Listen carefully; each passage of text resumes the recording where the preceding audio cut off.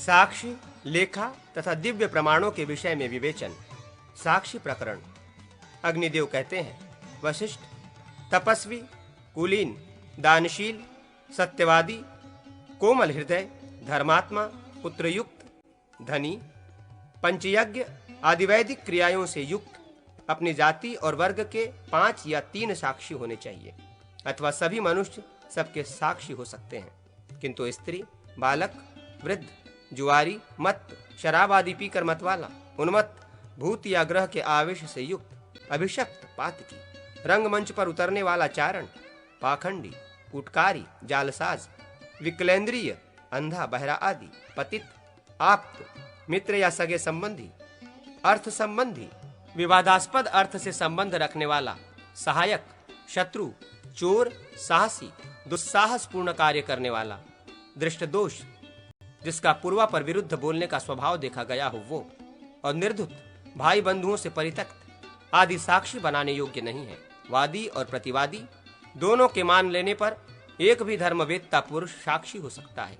किसी स्त्री को बलपूर्वक पकड़ लेना, चोरी करना, किसी को कटु वचन सुनाना या कठोर दंड देना तथा हत्या आदि दुस्साहसपूर्ण कार्य करना, इन अपराधों में सभी साक्षी बनाए जा सकते हैं। जो मनुष्य साक्षी होना स्वीकार करके 3 पक्ष के भीतर गवाही नहीं देता है, राजा 46वें दिन उससे सारा ऋण सूद सहित वादी को दिलावे और अपना दशांश भाग भी उससे वसूल करे। जो नराधम जानते हुए भी साक्षी नहीं होता, वो कूट साक्षी, झूठी गवाही देने वालों के समान दंड और पाप का भागी होता है। न्यायाधिकारी वादी एवं प्रतिवादी के समीप स्थित साक्षियों को ये वचन सुनावे, पातकियों और महापातकियों को तथा आग लगाने वालों और स्त्री एवं बालकों की हत्या करने वालों को जो लोग नरक प्राप्त होते हैं, झूठी गवाही देने वाला मनुष्य उसी सभी लोगों नरकों को प्राप्त होता है। तुमने सैकड़ों जन्मों में जो कुछ भी पुण्य अर्जित किया है, वो सब उसी को प्राप्त हुआ समझो, जिसे तुम असत्य भाषण से पराजित करोगे। साक्षियों की बातों में द्विविधा, परस्पर विरुद्ध भाव हो तो उनमें से बहुसंख्यक साक्षियों का वचन ग्राह्य होता है। यदि समान संख्या वाले साक्षियों की बातों में विरोध हो, अर्थात जहां 2 एक तरह की बात करते हो और 2 दूसरे तरह की बात, वहां गुणवानों की बात को प्रमाण मानना चाहिए। यदि गुणवानों की बातों में भी विरोध उपस्थित हो तो उनमें से जो सबसे अधिक गुणवान हो उसकी बात को विश्वसनीय एवं ग्राह्य माने। साक्षी जिसकी प्रतिज्ञा दावा को सत्य बताएं, वो विजयी होता है। वे जिसके दावे को मिथ्या बतलाए, उसकी पराजय निश्चित है। साक्षियों के साक्ष्य देने पर भी यदि गुणों में इनके श्रेष्ठ अन्य पुरुष अथवा पूर्व साक्षियों से दुगने साक्षी उनके साक्ष्य को असत्य बतलावें तो पूर्व साक्षी कूट, झूठे माने जाते हैं। इन लोगों को जो कि धन का प्रलोभन देकर गवाहों को झूठी गवाही देने के लिए तैयार करते हैं तथा जो उनके कहने से झूठी गवाही देते हैं, उनको भी पृथक पृथक दंड दें। विवाद में पराजित होने पर जो दंड बताया गया है, उससे दूना दंड झूठी गवाही दिलाने वाले और देने वालों से वसूल करना चाहिए। यदि दंड का भागी ब्राह्मण हो तो उसे देश से निकाल देना चाहिए। जो अन्य गवाहों के साथ गवाही देना स्वीकार करके उसका अवसर आने पर रागादि दोषों से आक्रांत हो अपने साक्षीपन को दूसरे साक्षियों से अस्वीकार करता है, अर्थात ये कह देता है कि मैं इस मामले में साक्षी नहीं हूँ, वो विवाद में पराजय प्राप्त होने पर जो नियत दंड है उससे 8 गुना दंड देने का अधिकारी है। उससे उतना दंड वसूल करना चाहिए। परंतु जो ब्राह्मण उतना दंड देने में असमर्थ हो, उसको देश से निर्वासित कर देना चाहिए। जहाँ ब्राह्मण, क्षत्रिय, वैश्य अथवा शूद्र के वध की संभावना हो, वहां उनके रक्षार्थ साक्षी झूठ बोलें, कदापि सत्य न कहें। यदि किसी हत्यारे के विरुद्ध गवाही देनी हो तो सत्य ही कहना चाहिए। लेखा प्रकरण। धनी और अधमर्ण, साहू और खदुका के बीच जो सुवर्ण आदि द्रव्य परस्पर अपनी ही रुचि से इस शर्त के साथ कि इतने समय में इतना देना है और प्रतिमास इतनी वृद्धि चुकानी है, व्यवस्था पूर्वक रखा जाता है, उस अर्थ को लेकर कालांतर में कोई मतभेद या विवाद उपस्थित हो जाए तो उसमें वास्तविक तत्व का निर्णय करने के लिए कोई लेखा पत्र तैयार कर लेना चाहिए। उसमें पूर्वोक्त योग्यता वाले साक्षी रहें और धनी साहू का नाम भी पहले लिखा गया हो।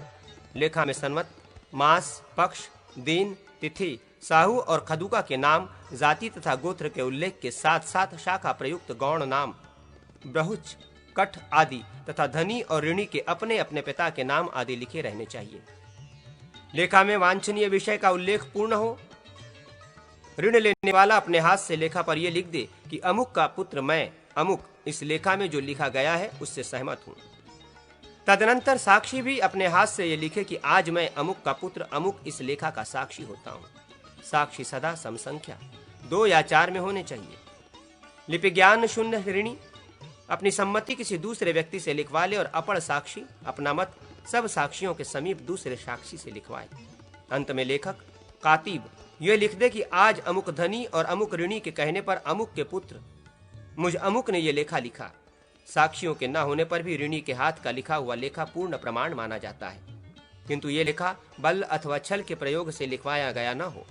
लेखा पढ़कर या लिख कर लिया हुआ ऋण 3 पीढ़ियों तक ही देय होता है, परंतु बंधन की वस्तु जब तक धनी के यहाँ उपभोग में आती है जब तक कि लिया हुआ ऋण चुका नहीं दिया जाता है। यदि लेखा पत्र देशांतर में हो, उसकी लिखावट दोषपूर्ण अथवा संदिग्ध हो, नष्ट हो गया हो, घिस गया हो, अपहृत हो गया हो, छिन्न भिन्न अथवा दग्ध हो गया हो, तब धनी ऋणी की अनुमति से दूसरा लेखा तैयार करवावे। संदिग्ध लेख की शुद्धि स्वहस्त लिखित आदि से होती है, अर्थात लेखक अपने हाथ से दूसरा लेखा लिख कर दिखावे। जब दोनों के अक्षर समान हो तब संदेह दूर हो जाता है। आदि पद से सूचित किया गया है कि साक्षी और लेखक से दूसरा कुछ लिखवा कर यह देखा जाए कि दोनों लेखों के अक्षर मिलते हैं या नहीं। यदि मिलते हों तो पूर्व लेखा के शुद्ध होने में कोई संदेह नहीं रह जाता। युक्ति प्राप्ति 1, क्रिया 2, चिन्ह 3, संबंध 4 और आगम 5, इन हेतुओं में से भी लेखा की शुद्धि होती है।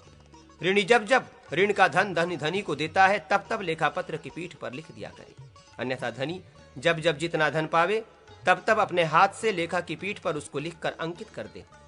ऋणी जब ऋण चुका दे तो लेखा को फाड़ डाले, अथवा लेखा किसी दुर्गम स्थान में हो या नष्ट हो गया हो तो ऋण शुद्धि के लिए धनी से भरपाई लिखवा ले। यदि लेखा पत्र में साक्षियों का उल्लेख हो तो उनके सामने ऋण चुकवावे।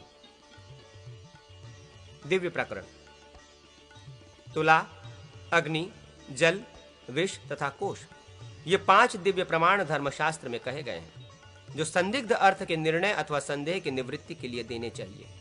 जब अभियोग बहुत बड़े हों और अभियोक्ता परले सिरे पर अर्थात व्यवहार के जय पराजय लक्षण चतुर्थ पाद में पहुंच गया हो, तभी इन दिव्य प्रमाणों का आश्रय लेना चाहिए। वादी और प्रतिवादी दोनों में से कोई एक परस्पर बातचीत करके स्वीकृति देकर अपनी रुचि के अनुसार दिव्य प्रमाण के लिए प्रस्तुत हो और दूसरा संभावित शारीरिक या आर्थिक दंड के लिए तैयार रहे। राजद्रोह या महापात का संदेह होने पर शीर्षक स्थिति में आए बिना भी तुला आदि दिव्य प्रमाणों को स्वीकार करे। 1000 पर्ण से कम के अभियोग में अग्नि, विष और तुला इन दिव्य प्रमाणों को ग्रहण न करावे, किंतु राजद्रोह और महापातक के अभियोग में सत्पुरुष सदा इन्हीं प्रमाणों का वहन करे। सहस्त्रपण के अभियोग में तुला आदि 3 दिव्य प्रमाणों को प्रस्तुत करे, किंतु अल्प अभियोग में भी कोश कराए। शपथ ग्रहण करने वाले के शुद्ध प्रामाणिक होने पर उसे वादी से 50 पर्ण दिलावे और दोषी प्रमाणित होने पर उसे दंड दे।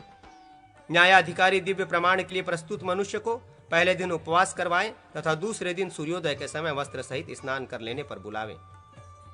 फिर राजा और ब्राह्मणों के सम्मुख उससे भी दिव्य प्रमाण ग्रहण करावे। किसी भी जाति अथवा वय की स्त्री, किसी भी जाति का 16 वर्ष की अवस्था से कम का बालक, कम से कम 80 वर्ष अवस्था का बूढ़ा, अंध, नेत्रहीन, पंगु, पादरहित, जाति मात्र का ब्राह्मण तथा रोगी, इन सब की शुद्धि के लिए अर्थात इन पर लगे हुए अपराध विषयक संदेह का निवारण करने के लिए तुला नामक दिव्य प्रमाण ही ग्राह्य है। क्षत्रिय के लिए अग्नि, गर्म किया हुआ फाल और तपाया हुआ मांस, वैश्य के लिए जलमात्र तथा शूद्र के लिए 7 जौ विष, इनके शुद्धि के लिए आवश्यक बतलाए गए। तुला दिव्य प्रमाण। जो तराजू उठाना या तौलना जानते हो, ऐसे लोगों से अभियुक्त को तुला के एक पड़ले में बैठाकर दूसरे पड़ले में कोई मिट्टी या प्रस्तर उतने ही वजन का टुकड़ा रखकर उससे उसको ठीक ठीक तौलें। फिर जिस सन्निवेश में वो बराबर तौला गया है उसमें सफेद खड़िया से रेखा करके उस व्यक्ति को उतार लिया जाए। उतरने पर वो निम्नांकित प्रार्थना वाक्य पढ़कर तुला को अभिमंत्रित करे। सूर्य, चंद्र, वायु, अग्नि, आकाश, भूमि, जल, हृदय, यम, दिन, रात्रि, दोनों संध्या काल और धर्म, ये सब मनुष्य के वृत्तांत को जानते हैं। तुले, तुम सत्य का धाम स्थान हो। पूर्व काल में देवताओं ने तुम्हारा निर्माण किया है, अतः कल्याणी, तुम सत्य को प्रकट करो और मुझे संशय से मुक्त कर दो। मात, यदि मैं पापी या अपराधी हूं तो मेरा पड़ला नीचे कर दो, और यदि मैं दोष रहित हूं तो मुझे ऊपर उठा दो। अग्नि दिव्य प्रमाण।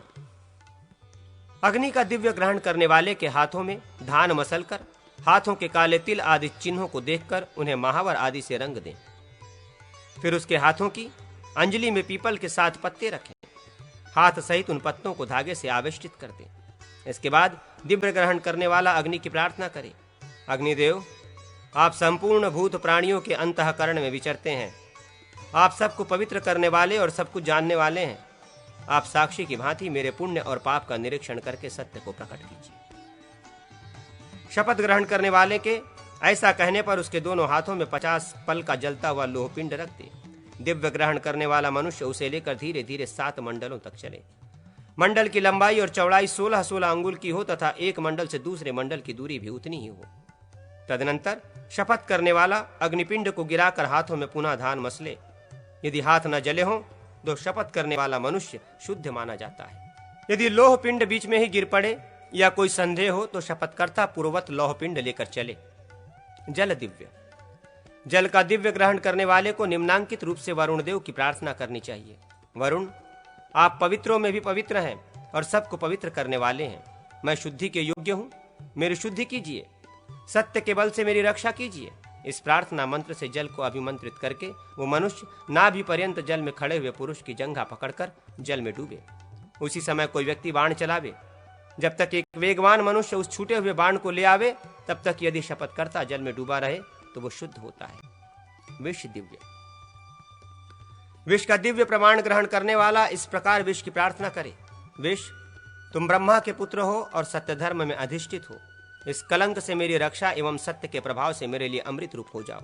ऐसा कहकर शपथकर्ता हिमालय पर उत्पन्न श्रांग विष का भक्षण करे। यदि विष बिना वेग के पच जाए तो न्यायाधिकारी उसकी शुद्धि का निर्देश करे। कोश दिव्य। कोश दिव्य लेने वाले के लिए न्यायाधिकारी उग्र देवताओं का पूजन करके उसके अभिषेक का जल ले आवे। फिर शपथकर्ता को यह बतलाकर उसमें से 3 पसर जल पिला दें। यदि 14वें दिन तक राजा अथवा देवता से घोर पीड़ा न प्राप्त हो तो वह निसंदेह शुद्ध होता है। अल्प मूल्य वाली वस्तु के अभियोग में संदेह उपस्थित होने पर सत्य, वाहन, शस्त्र, गौ, बीज, सुवर्ण, देवता, गुरुचरण एवं इष्टापूर्त आदि पुण्य कर्म इनकी सहज साध्य शपथ विहित है।